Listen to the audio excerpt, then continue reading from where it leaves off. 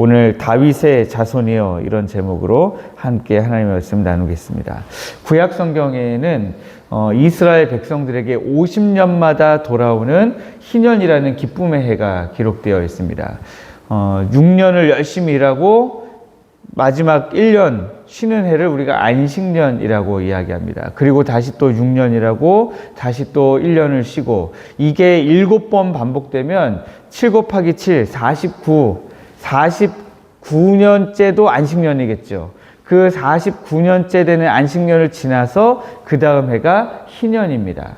안식년은 우리가 이제 쉬는 해로 알고 있지만, 안식년이 되면 땅을 이제 쉬어줘야 그 다음에 다시 또 농사를 지었을 때 많이 소출이 잘 난다, 이렇게 하나님 말씀하기도 하셨습니다. 그런데 희년이 되면 모든 매였던 것들, 종되었던 것들에서 이제 사람이 완전히 회복되는 것을 선포하는 해입니다.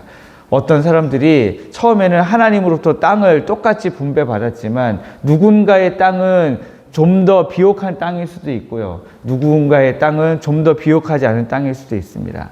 누군가는 건강하게 열심히 일했지만, 누군가는 아버지는 아프고 어머니도 아프고 막 이렇게 해서 집안이 점점 어려워지다가 결국에는 그 땅에서 소출을 기대할 수 없는 상황이 되어서 이제는 그 땅을 이웃에게 팔고, 또 그것도 모자라서 그 집의 종이 되어서 그렇게 살아가야 될 수도 있습니다.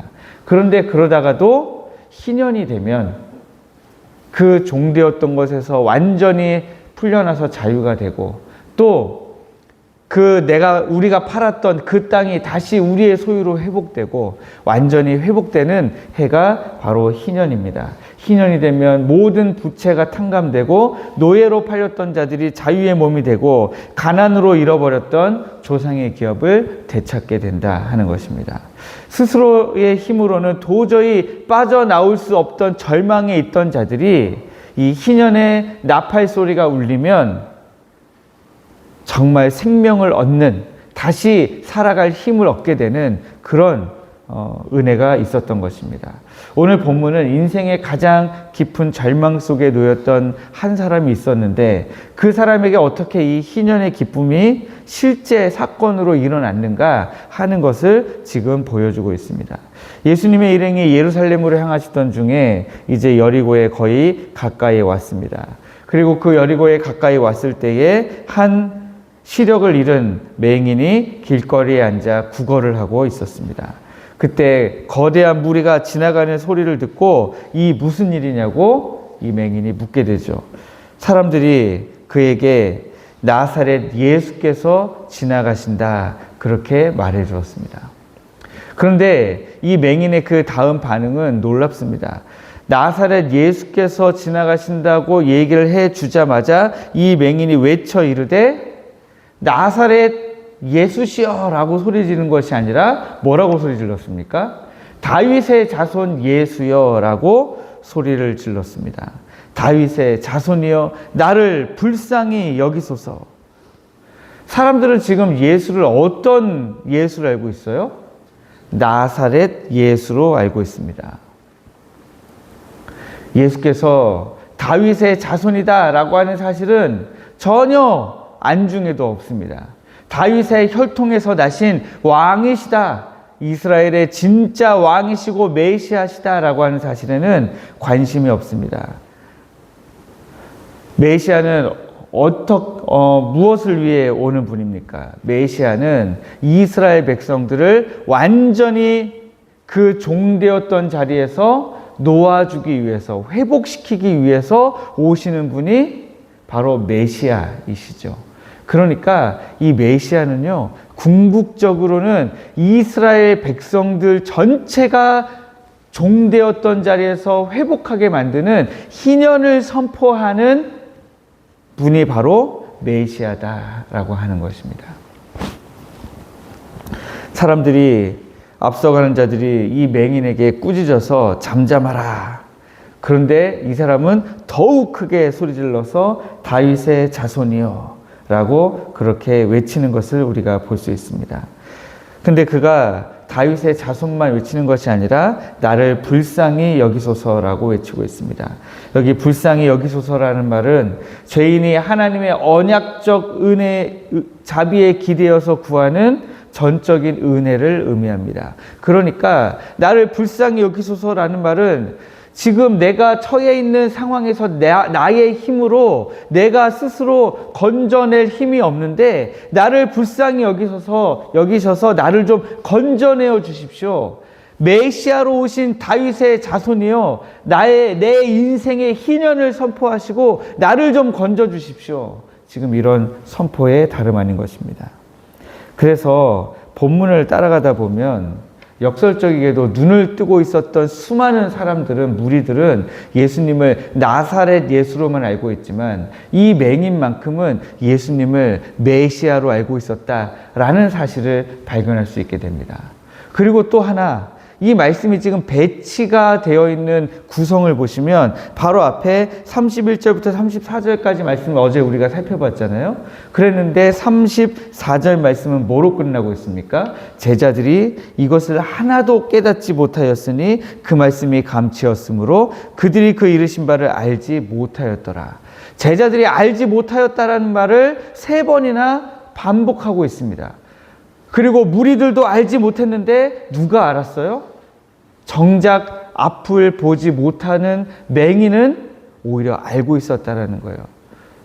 육의 눈을 떠서 보고 있던 사람들은 오히려 몰랐는데 영의 눈을 떠서 보고 있었던 이 맹인만 정확하게 예수님이 희년의 은혜를 가져오실 참된 메시아이시다라는 사실을 꿰뚫어 보고 있었다라고 하는 것입니다. 이 분명한 신앙 고백에 예수님이 발걸음을 멈추십니다. 그리고 그를 곁으로 부르시고 그에게 이렇게 물으십니다. 내게 무엇을 하여 주기를 원하느냐? 맹인이 주여 보기를 원하나이다. 그랬더니 예수님이 내 믿음이 너를 구원하였느니라 선포하십니다. 맹인이 눈을 뜬 것은 소리를 엄청나게 질렀기 때문이 아닙니다. 그 수많은 무리가 있었는데도 불구하고 다윗의 자손이여 나를 불쌍히 여기소서 하는 이 소리가 예수님의 귀에 정말 누가 들어도 못 들었다 할 수 없을 만큼 엄청 크게 들렸기 때문에 예수님이 발걸음을 멈추신 게 아니라는 거예요. 혹은 이 맹인이 굉장히 독특한 방법으로 이것을 외쳤기 때문에 우리 주님이 멈추신 것이 아닙니다. 우리 주님은 예수 그리스도를 다윗의 자손, 만유의 왕으로 희년을 선포하실 메시아로 오신 그 예수님을 알아본 그의 믿음 때문에 우리 예수께서 걸음을 멈추시고 그의 눈을 뜨게 해 주신 것입니다.